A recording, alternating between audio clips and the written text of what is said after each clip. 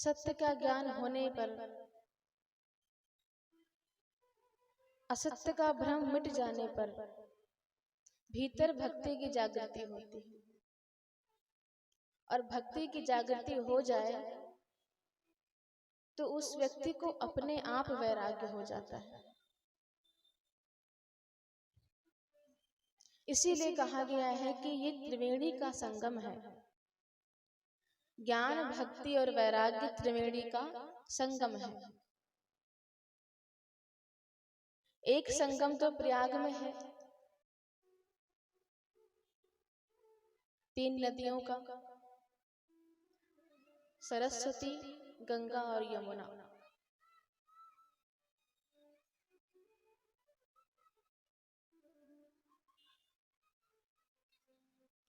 इन तीनों नदियों का संबंध भी श्रीमद् भागवत महापुराण से है।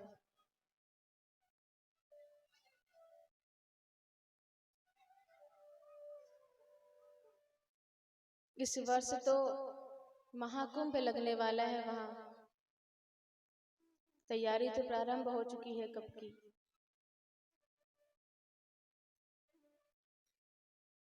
करोड़ों की संख्या में भक्त वहां पहुंचने वाले हैं।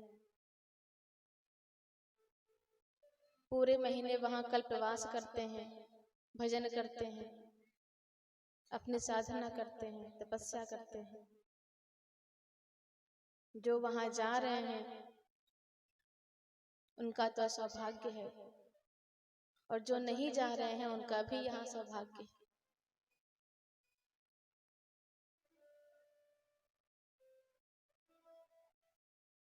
वहां वो गंगा स्नान करेंगे, और यहाँ हम भी भगवान की कथा का रसपान कर रहे हैं, भागवत की गंगा में स्नान कर रहे हैं। हमारा भी कम सौभाग्य थोड़े हैं।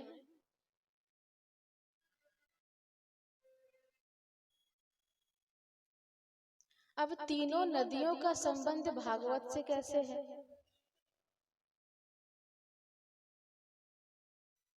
तो बद्री विशाल में श्री कृष्ण द्वैपायन वेदव्यास जी महाराज इस ग्रंथ की रचना करते हैं। वहीं पर शारदा नदी है, उद्गम वहीं से हुआ है। और गंगा नदी का संबंध है क्योंकि जब परीक्षित महाराज को श्राप मिला तो उनका कल्याण करने के लिए सुखदेव जी महाराज जी ने इस कथा का गायन किया गंगा जी के तट पर। और श्रीमद् भागवत में सबसे बड़ा स्कंद है 10वां स्कंद, जिसमें गुणगान किया है श्री कृष्ण का, ब्रजधाम का, जो भी गोविंद ने लीलाएं करी हैं यमुना के तट पर। तो शारदा नदी, गंगा नदी और यमुना जी का, तीनों का संबंध भागवत से हुआ कि नहीं? बोल भागवत महापुराण की जय हो।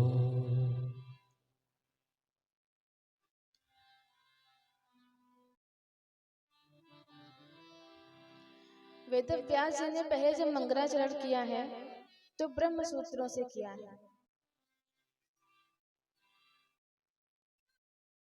पहला सूत्र बताया अथातो ब्रह्म जिज्ञासा, और दूसरा कहा जन्माद्यस्यतः।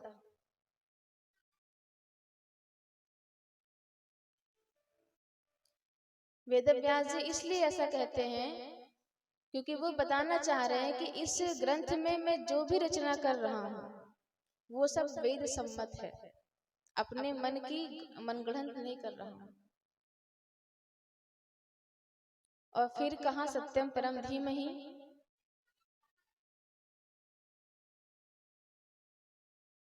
अर्थात प्रार्थना भी किसकी कर रहा हूँ, प्रणाम भी किसको कर रहा हूँ, सत्य को।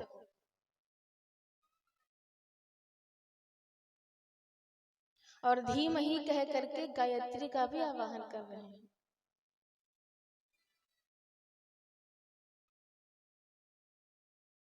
अर्थात ये गायत्री का भाष्य है। तो पहले श्रीमद् भागवत के प्रथम स्कंद का प्रथम श्लोक पहले हम बोलते हैं, भगवान का ध्यान करते हैं, उसके बाद इसकी गहरी चर्चा करेंगे।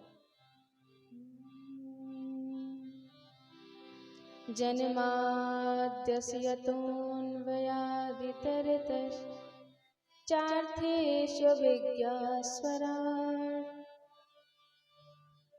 तेने ब्रह्महृदायादिकवये मुह्यन्ति यत् सूर्या।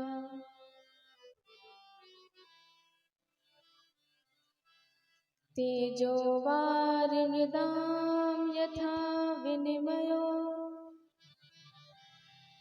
यत्र त्रिसर्गो मृषा। धाम्ना स्वेन सदा निरस्तकुहकं सत्यं परं धीमहि।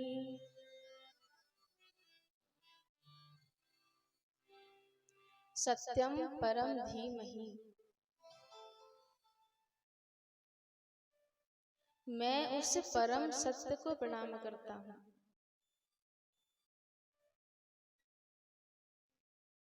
यहाँ उन्होंने किसी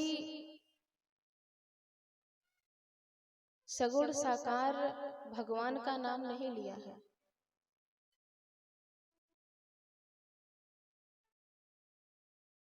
वो भी हाथ जोड़ किनारे बैठ गए हैं।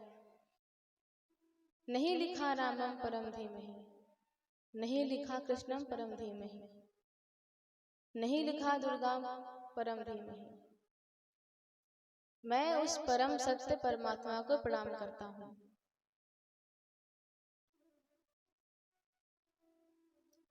जिस परमात्मा ने इस संसार को बनाया, इस संसार का निर्माण किया, सृजन किया, जो इस संसार का पालन पोषण करते हैं और अंत में ये संसार जिनमें लीन हो जाता है, वो परमात्मा कैसे हैं? बोले अभिज्ञा स्वराट, जिनका विराट रूप है। ये जो विश्व ब्रह्मांड दिख रहा है, परमात्मा का वर्णन सिर्फ यहाँ तक नहीं करते हैं। परमात्मा का स्वरूप इससे भी विराट है। कैसे हैं? बोले तेने ब्रह्म हृदय आदि कवये, जिन्होंने सभी ज्ञान विज्ञान, सभी वेद ज्ञान मात्र अपने संकल्प से ब्रह्मा जी को दे दिया। उन्हें ब्रह्मा जी को ज्ञान कराने के लिए गुरु चेले की तरह खेल नहीं खेलना पड़ा।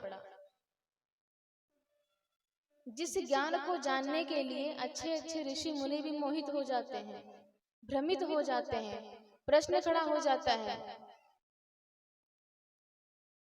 मुह्यन्ति सूर्य, सूर्य के प्रकाश के समान जिसका तेज है, बड़े बड़े ज्ञानी भी मोहित हो जाते हैं। वो ज्ञान ब्रह्मा जी को मात्र संकल्प से दे दिया।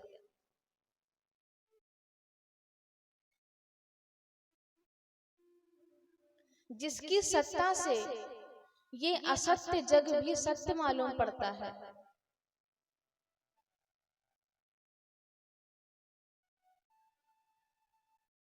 और ये ब्रह्म प्रभु की कृपा से मिटता है। धामना स्वयं सदा निरस्त कुहकम सत्यम परम धीमहि।